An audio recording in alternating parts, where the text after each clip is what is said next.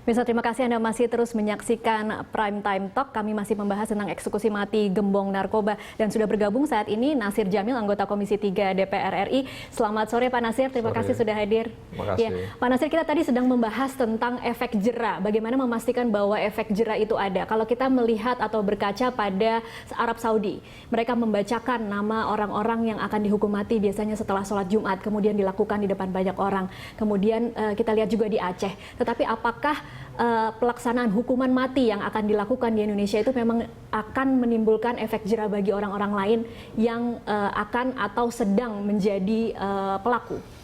Iya, jadi memang efek jera itu mungkin tidak akan bisa kita hadirkan kalau kemudian sistem pemberantasan atau katakanlah pencegahan dan pemberantasan terhadap narkoba ini kita buat dengan baik gitu loh ya.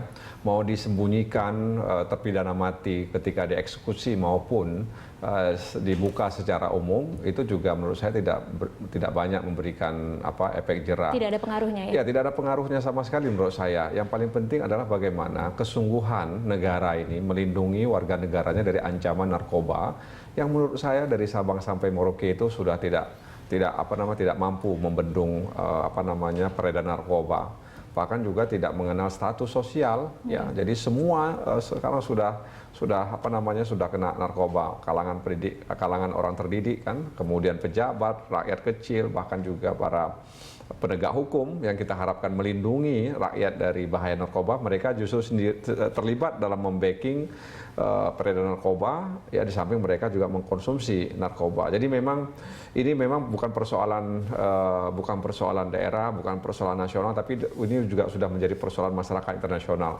ASEAN saja ya, masyarakat ASEAN itu sebenarnya berharap agar BNN ya bisa membebaskan Indonesia dari narkoba tahun 2015. Nah, itu sebabnya kenapa tahun depan harusnya. Ya, kenapa PC BNN itu badan nasional kita itu kemudian membebaskan Indonesia dari narkoba tahun 2015, tapi kemudian PC itu mereka ubah sendiri karena memang tidak mampu membebaskan Indonesia dari narkoba tahun 2015. Yang terjadi justru masyarakat Indonesia bebas mengkonsumsi narkoba. Bebas mengkonsumsi narkoba. Oke, kita akan lihat grafik berikut ini yang akan menampilkan informasi dari BNN mengenai angka tiap hari ada 40 orang yang meninggal dunia dengan sia-sia, tidak terhitung mereka yang putus sekolah dan tidak terhitung berapa banyak yang menjadi gila. Ini adalah berikutnya dari Kepala BNN DKI Jakarta. Jumlah pengguna narkoba di Jakarta hingga tahun 2014 mencapai 500.000 orang. Ini meningkat dari jumlah tahun lalu sekitar 400.000 lebih pengguna. Ya, jadi memang tidak bisa hanya BNN yang kemudian bekerja untuk menghempang jalur narkoba ini. Memang harus ada partisipasi masyarakat. Jadi sistem hukum yang komprehensif ya, kemudian partisipasi masyarakat yang kuat, kemudian adanya badan yang kuat, yang profesional ya, yang tidak diskriminatif, menurut saya itu menjadi penting. Kalau kemudian badan narkotika misalnya baik di tingkat pusat maupun di tingkat daerah diskriminatif, kalau kena pejabat mereka kemudian sembunyi, tapi kalau kena rakyat mereka begitu cepatnya. Nah, ini juga persoalan, apalagi kalau kemudian berhadapan dengan oknum penegak hukum, baik baju coklat maupun baju hijau ya. Nah, ini kan persoalan. Makanya selain undang-undang yang komprehensif, saya pikir memang harus diubah juga, harus kita revisi, harus ditinjau kembali ya, tinjau kembali peraturan perundang-undangan yang terkait dengan psikotropika dan narkotika ini ya, apakah sudah memadai undang-undang yang dibuat beberapa tahun lalu atau tidak. Kemudian juga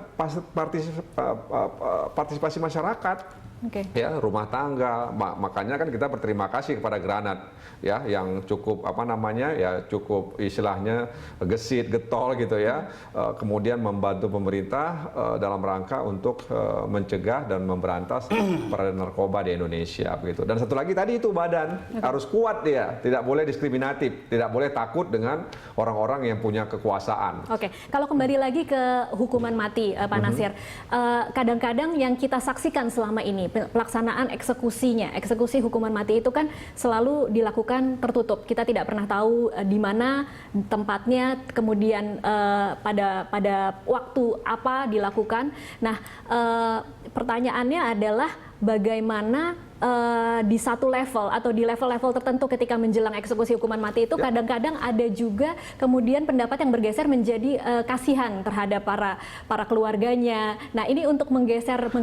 Ya, jadi memang itu nanti kan terkait dengan hak asasi manusia ya. Artinya kita sudah eksekusi dia mati ya. Kemudian kalau kita tampakkan di depan umum, barangkali ada semacam sesuatu yang dirasakan seperti iba begitu ya. Meskipun saya katakan tadi bahwa itu tidak berpengaruh kepada efek jera, tapi pemerintah perlu untuk memberitahukan dan bahkan memperlihatkan kepada masyarakat Indonesia. Bahkan waktu itu saya ingat kasus terorisme ya, Imam Samudra dan sebagainya, itu juga diperlihatkan tempat mereka akan dieksekusi, meskipun ketika dieksekusi itu tidak diperlihatkan, tapi tempat mereka dieksekusi itu diperlihatkan. Nah, paling tidak memang saya pikir terpidana mati daripada gembong narkoba ini harus diperlihatkan supaya paling tidak masyarakat ya menjadi istilahnya menjadi sangat hati-hati ya. Masyarakat menjadi hati-hati, ternyata memang bahaya yang ditimbulkan oleh narkoba ini sangat besar. Dan pemerintah serius untuk melaksanakan. Iya, pemerintah. Jadi memang kami juga nanti Komisi 3 ya, berangkat dari pertanyaan tadi itu, saya pikir Komisi 3 juga akan meminta ya penjelasan dari Kejaksaan Agung ya bagaimana eksekusi terhadap terpidana mati di mana dan seperti apa. Nah, kemudian juga ada semacam dalam tanda kutip diskriminasi juga kadang-kadang ya, informasi tapi kami belum klarifikasi dengan pihak Kejaksaan Agung. Kadang-kadang yang terpidana mati ini adalah kadang-kadang gembong-gembong katakanlah orang-orang yang bukan berasal dari negara yang punya pengaruh. Oke. Ya kalau misalnya dari Afrika, rasanya lebih gampang untuk melakukannya. Iya, gitu. Kalau dari Afrika, dari apa itu barangkali mereka. Tapi kalau dari negara-negara yang punya pengaruh dengan Indonesia, Australia dan lain sebagainya, itu menurut saya jarang beritanya begitu. Oke, Pak Asar, tapi nggak tahu gimana Granat. Pak Asar, coba saya minta pendapatnya sampai di level mana sebenarnya harusnya pemerintah itu melaksanakan eksekusi mati dan juga dengan tegas membuka dan memberikan informasi kepada publik bahwa telah dilakukan dan kemudian ada detail-detail tertentu yang bisa dibuka kepada masyarakat. Ini boleh agak panjang sih. Boleh. Saya kan purnawirawan ya. Saya pernah pelaksana hukuman mati ya dengan kejaksaan. Saya pernah jadi katanya komandan pelaksana hukuman mati. Kusnikas itu saya. Kemudian ada Hussein Badfari di Surabaya. Saya juga. Jadi setelah dilaksanakan itu kita buat rilis. Membuat rilis. Dirilis kan cuma kan pada diumumkan pada ya pimpinan penanggung jawab pelaksanaan eksekusi itu harus kepada masyarakat. Jam sekian tadi sudah dilakukan. Ya mungkin dari media ada sebatas yang di blur juga bisa juga. Itu tidak apa-apa. Ya, kemudian juga sampai penyerahan pun kepada keluarga itu harus disampaikan. Diperlihatkan ya. Faktor kemanusiaan juga ditunjukkan. Bukan hanya untuk menembak mati ya. Setelah mati juga memang urut-urutannya begitu. Setelah mati juga kita serahkan pada keluarga juga ada di situ. Jadi betul-betul segi kemanusiaan juga diperhatikan. Ya. Kemudian tadi saya Pak Jabat juga betul itu. Granat kemarin sudah minta Pak kepada Kejaksaan Agung mewakili masyarakat ya di dalam laksanaan eksekusi hukuman mati terhadap sindikat narkoba ini diberikan kesempatan untuk menyaksikan. Saya bilang bisa karena saya dulu juga pernah pelaksana, ada juga menyaksikan silah dari pihak-pihak lain saksikan bahwa memang orangnya dilaksanakan hukuman mati. Kemudian sebagai saksi apa betul laksanakan, apa betul itu orangnya. Nah kemudian yang ketiga tadi kalau negara-negara yang berpengaruh. Ini yang tidak berpengaruh saja belum dieksekusi, Pak. Yang dieksekusi ini besok mungkin adalah warga negara Indonesia. Ya, tiga itu. Dan yang lain belum, warga negara Nigeria belum, yang ini belum, banyak sekali. Jadi Bapak juga harus sabar juga, tapi harus juga menekan bahwa kita itu tadi pada episode yang sebelumnya tadi saya sampaikan urut-urutan ya, prioritas siapa yang duluan yang harus dilakukan eksekusi. Itu yang memang dosanya paling berat sebetulnya. Bukan urutan bagaimana mengukur dosanya paling berat? Itu yang tahu kan mereka juga. Jadi dari hasil daripada beberapa kali pengungkapan ya, peredaran gelap di luar itu masih dikendalikan oleh mereka. Berarti mereka kan sudah 2 kali.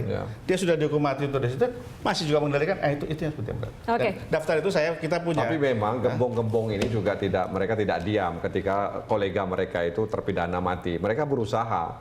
Ya mereka juga berusaha untuk menembus ya bagaimana caranya blokade ini bisa mereka lewati sehingga terpidana mati itu diam-diam bisa keluar atau itu bukan saja terjadi. Ya, gitu Pak ya kira-kira. Baik, kita akan lanjutkan di segmen selanjutnya Pak Nasir dan Pak Asar. Pemirsa tetaplah bersama kami akan segera kembali.